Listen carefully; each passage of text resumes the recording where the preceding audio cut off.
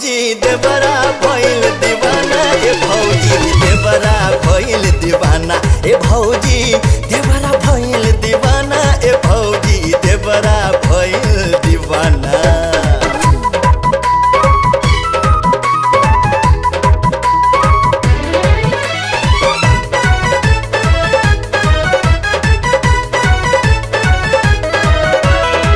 अपने जैसन सुनर दुल्हन से रिश्ता जोड़वा दाना, हमरो ब्याह करा दाना, बैंड बजा बजवा दाना। का दहेज में चाहिए बबुआ हमरा के बतला दाना, लिस्ट तनी लिखवा दाना, पहिले से समझा दाना।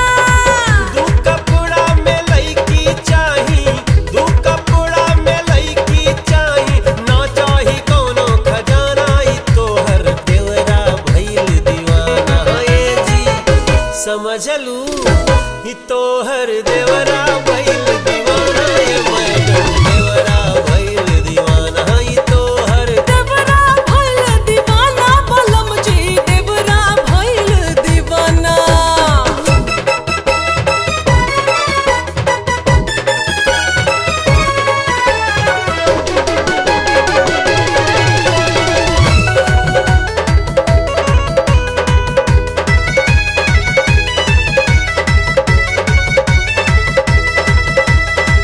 बोली कौने महीना में शादी के दिनवा उतराई जी, नौआ के बैठवाई जी, पंडित के बुलवाई जी।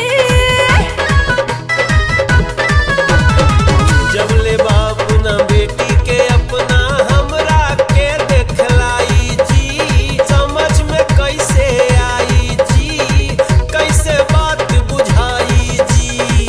लड़की मिल गइल बाटे ए भैया, लड़की मिल गइल बाटे ए भैया, डाले प्यार के दाना, ए भौजी देवरा भइल दीवाना, ए भौजी ए भौजी ए भौजी देवरा भइल दीवाना, ए भौजी देवरा भइल दीवाना। सुनी जी देवरा भइल दीवाना, बलम जी देवरा भइल दीवाना।